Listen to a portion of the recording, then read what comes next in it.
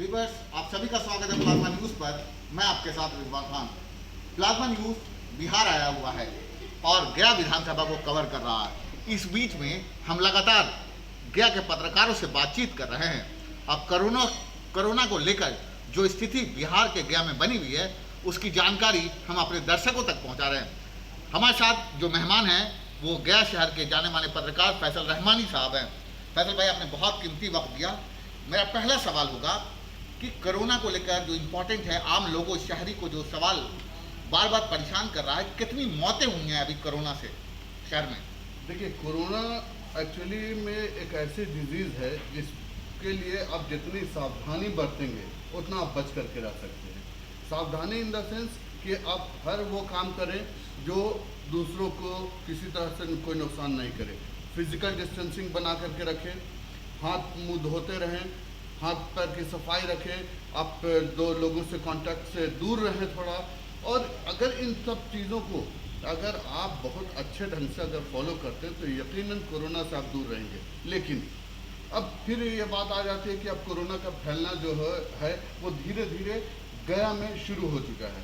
पहले राउंड में जब लॉकडाउन फर्स्ट से जब शुरुआत हुई थी, लॉकडाउन जब शुरू हुआ था गया में, उसके बाद से गया में इतना अच्छे ढंग से लोगों ने लॉकडाउन का पालन किया था। प्रशासन तो सब था ही, कोई शक नहीं इसमें, और उसने बहुत अच्छा काम किया। लेकिन अभी लोगों का जो एक रहा था इसमें, हमेशा से लोग जो थे इस वे में रहे कि हमको किसी तरह से कोरोना से दूर रहना है। फिजिकल डिस्टेंसिंग बना करके रखा लोगों ने, दुकानें बंद रही, शहर पूरा बंद रहा, लोग घर में ही मौजूद रहे। लेकिन जैसे अनलॉक हुआ या धीरे धीरे जब थोड़ी कहा जा सकते है कि जब छूट मिली लोगों को लॉकडाउन से, लोग बेध्यान होते गए और ऐसी हालत में कोरोना का खतरा बढ़ता गया। हम लोग अक्सर देखते हैं कि जैसे जैसे किसी भी चीज़ का छूट जब मिलने लगती है तो हम लोग इसलिए बेध्यान हो जाते हैं कि चलो अब तो ख़त्म हो गया। लेकिन इस बीच में एक बहुत बड़ा एक मामला होता गया कि माइग्रेंट लेबरर्स जो है वो माइग्रेट करके आने लगे बड़े शहरों से गया की तरफ। और इस हालत में जब गया में आने लगे तो उनके साथ साथ कोरोना भी गया में आने लगा। शुरू में तो उनको क्वारंटीन सेंटर में रखा गया।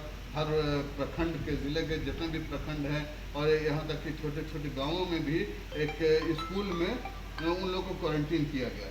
लेकिन जैसे अब सरकार ने धीरे धीरे क्वारंटीन का जो नियम बदला, कानून बदला, उसके बाद लोग निकलने लगे बाहर। अब तो क्वारंटीन सेंटर भी बंद हो गया 15 तारीख के बाद से। लेकिन धीरे धीरे क्या हो गया कि अब लोग और अपने ध्यान होते गए। नतीजा ये कि अब गया में मौतें शुरू हो गई हैं, गया में मौत होनी शुरू हो गई। अब तक 2 मौत हो चुकी है गया में। मैं दूसरा सवाल है, क्योंकि आप रिपोर्टिंग कर रहे हैं, हेल्थ सेक्शन का क्या हालात है, क्या है मेडिकल सेंटर्स के हालात, क्या देख रहे हैं आपको, कैसा हो रहा है ट्रीटमेंट, क्या डॉक्टर सेटिस्फाइड है, किस तरह की चीज़ें उन्हें मरीज और डॉक्टर के बीच में जो चीज़ें हैं, क्या डर का भाव डॉक्टर के बीच में है, मरीजों, क्या है हालात मेडिकल को लेकर? क्योंकि कोरोना एक नई बीमारी थी और इसका जो अटैक हुआ शुरू में तो सिम्टोमेटिक रहा, लेकिन अब असिम्टोमेटिक हो गया है। अब उसमें डॉक्टर्स भी परेशान रहे कि इलाज किया जाए तो कैसे किया जाए। कोई दवाएं नहीं थी, किसी तरह का वैक्सीन नहीं था, तो जो अलग अलग तरह की दवाओं से एक एक्सपेरिमेंट होता गया। और एक्सपेरिमेंट होने के बाद आज देखिए कि किसी तरह से लोग अच्छे होते गए। अच्छे होने का जो मेन जो उसकी जो वजह रही वो उनका इम्यून सिस्टम था, स्ट्रॉन्ग इम्यून सिस्टम। जिस के अंदर में स्ट्रॉन्ग इम्यून सिस्टम रहा वो तो ठीक हो गया। लेकिन जैसे जैसे लोग थोड़ा सा ज़यीफ़ रहे या फिर कहा जाए कि कम एज वाले रहे या जिनका इम्यून सिस्टम वीक रहा अगर जवान होने के बावजूद, तो इस हालत में भी उनको कोरोना नुकसान करता गया। जब लोग हॉस्पिटल्स की तरफ आए, हॉस्पिटल में भी डॉक्टर भी अनजान थे। हकीकत है कि डॉक्टर्स को भी इस बात की पूरी जानकारी नहीं थी कि कोरोना का इलाज कैसे किया जाए। तो ऑब्वियस है, जब पूरी दुनिया के लिए नया था तो सिर्फ हिंदुस्तान क्या, अमेरिका और जर्मनी और फ्रांस जैसे, स्पेन जैसे देश भी, चाइना जैसे देश भी इस महामारी को जिन्होंने झेला है।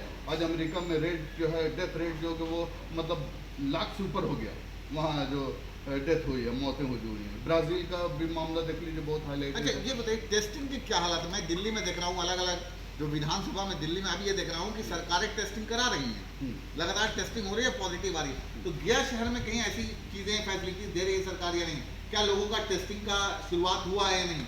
क्या, क्योंकि जब तक टेस्टिंग नहीं होगा तो कैसे नंबर बाहर आएंगे? टेस्टिंग पर शुरू से सवाल उठते रहे और टेस्टिंग का मामला यह है कि अभी गया में टेस्टिंग का कोई ऐसा प्रोविज़न, गया क्या बिहार कहा जाए कि बिहार में अभी तक टेस्टिंग का कोई ऐसा प्रोविज़न नहीं हुआ है कि जो रैंडमली टेस्ट किया जाए। लेकिन अब यहाँ ये हो रहा है कि जो सस्पेक्टेड हो रहे हैं उनका टेस्ट किया जाए, क्योंकि अब हर बार टेस्ट थोड़ा महंगा है, 4,500 का टेस्ट प्राइवेट के इसमें रहा था। तो अब वो टेस्ट को लोग बोले कि जो सस्पेक्टेड होंगे जिनको उठाए उनके इलेक्ट्रॉनिक मशीन से यहाँ टेस्ट हो रहा है, पॉजिटिव आता है तब उनको जो मेन सैंपल उनका भेजा जाता है और तब उसके बाद उसकी। अच्छा, एक बात आपने बताया क्वारंटाइन सेंटर्स खत्म कर दिए गए, मेडिकल के क्या हालात? क्योंकि मेडिकल से भी कवरेज किया होगा, मगर मेडिकल सारा डिटेल। अच्छा, कब्रिस्तान को लेकर क्या हालात है? क्योंकि अभी हमारे कई व्यूवर्स से हम सवाल पूछ रहे हैं, जैसे हम दिल्ली से कवरेज करते हैं तो स्पेशली 2 कब्रिस्तान थे, तो गया में क्या है? अगर कोई भी पेशेंट मरता है ठीक कोरोना से, तो उसके लिए कौन सी कब्रिस्तान बुक की गई है या क्या सिस्टम है उसका, वो जरूर हमारे व्यूवर्स को बताइए। देखिए, जहाँ तक ये है कि डेथ जब हो रहा है तो उसका डेथ होने के बाद जो कोविड-19 का जो प्रोटोकॉल है उसके तहत उसका जो आखिरी रस्मात है उसको अदा की जा रही है, चाहे वो शमशान पर जाए चाहे वो मतलब कब्रिस्तान में जाए। वो कोविड-19 के जो प्रोटोकॉल है उसी के तहत काम किया जा रहा है। गया में अभी तक जो 2 डेथ हुई है, एक का जो की जो तदफीन हुई है, या कहा जाए सुपुर्द किया जाए, वो करबला के आगे कब्रिस्तान है, ठीक है, वहाँ हुई है। एक का जो है वो भटरीखा कब्रिस्तान में। ये 2 कब्रिस्तान आप कह सकते हैं कि 2 कब्रिस्तान बुक किए गए हैं, वही सारी चीज़ें वहीं ये चेंजेस हैं। अच्छा, अब थोड़ा सा हम और चीज़ें बिजनेस को देखते हैं। अगर लगातार लोगों की नौकरियां गई इस शहर में, जिस तरह से लोग थे, या मैंने दिल्ली से जो खबरें अभी लगातार आ रही हैं कि बड़ी बड़ी दुकानें खाली हो रही हैं, लोग खाली कर रहे हैं, आने वाले समय क्या होगा इस तरह की? मैं आपको ओखला विधानसभा की बात कर रहा हूँ, बड़ी बड़ी दुकानें खाली हो रही हैं, बंद कर रहे हैं लोग, वो देख रहे हैं फ्यूचर नज़र नहीं आ रहा है, क्यों अभी हम रहेंगे? यहाँ क्या हालात है 2-3 महीने के बाद? अब क्या दिख रहा है ग्राउंड रिपोर्ट में? क्या प्रॉपर्टी के वैल्यू में गिरावट आई है? क्या रेंट में गिरावट आया है? या क्या लोग अभी गहरे सामने हैं, इन्वेस्टमेंट नहीं कर रहे? क्या देख रहे हैं आप इन सारी चीज़ों? देखिए, जब जैसे ही लॉकडाउन हुआ बिजनेस ठप हो गया था, जो कहा जा रहा था कि जो फिनेंशियल एक्सचेंज जो है वो ठप हो चुका था एक तरह से। लेकिन उसके बाद धीरे धीरे जब मामला भी शुरू हुआ, अनलॉक जब आ रहा है तो बिजनेस फिर से पटरी पर आना शुरू हो गया। लेकिन इसके बावजूद लोगों में अभी डर बना हुआ है, बिजनेसमैन अपना बहुत सारा पैसा अभी लगाना नहीं चाह रहे हैं, क्योंकि अब धीरे जब से क्वारंटीन सिस्टम जब खत्म कर दिया गया, या यूँ कहा जाए कि जैसे जैसे लोग सस्पेक्टेड बढ़ने लगे, जो केस बढ़ रहा है जब, तो उस कंडीशन में जो क्या नाम है बिजनेस क्लास है वो अपने आप कोई फैसला अभी तक नहीं ले पाया। फैसला इसलिए नहीं ले पा रहा है कि उसको डर है कि हो सकता है सरकार फिर से कोई कदम उठा लेना है, कड़ा कदम, और मैंने जो पूंजी लगाया, जो इन्वेस्टमेंट किया, वो फिर से ब्लॉक हो जाए। तो ऐसी हालत में थोड़ा सा इनके बीच में अभी डर का माहौल बना हुआ है और वो बिजनेस क्लास अभी अपने आप को रोके हुआ है, बहुत ज़्यादा पैसा नहीं लगा रहा है। मेरे हिसाब से मैं एक आखिरी सवाल करूंगा, क्या आपको लगता है कोई ऐसा सवाल जो मैंने छोड़ दिया जो जनता को मालूम होना चाहिए और जो आपको जानकारी देना चाहते हैं आप दे दीजिए, अगर आपको लगता है? देखिए, जनता इतनी अब जागरूक हो चुकी है कि जनता को बहुत सारी चीज़ों की जानकारी उसको हो चुकी है। एक तो ये कि सोशल मीडिया भी है और न्यूज़ चैनल्स है और या कहा जाए कि अखबार है, और इन तमाम चीज़ों से जनता को बहुत सारी चीज़ की जानकारी हो चुकी है और बहुत अवेयर हो चुके हैं। लेकिन इसके बावजूद सोशल मीडिया का एक ख़ास तौर पर यह करूँगा कि सोशल मीडिया पर जो ऐसी कुछ भ्रामक चीज़ें जो जाती हैं, जिनका कोई सच्चाई से दूर दूर तक वास्ता नहीं, वो उन मतलब हमारे जो लोग हैं वो उसको गांठ बांध देते हैं और वो उनके लिए ख़तरनाक हो जाती है कभी। तो मेरी आग्रह रहेगी, मेरी गुजारिश रहेगी दर्शकों से कि आप किसी भी तरह से किसी भी भ्रामक खबरों के बीच में नहीं आए। आप सोशल मीडिया की खबरों को तब तक ऑथेंटिक नहीं माने जब तक कोई उसका परफेक्ट सोर्स हो, जब तक उसका कोई ऐसा ऑथेंटिक सोर्स जब तक नहीं होता तब तक आप उस पर यकीन ना करें।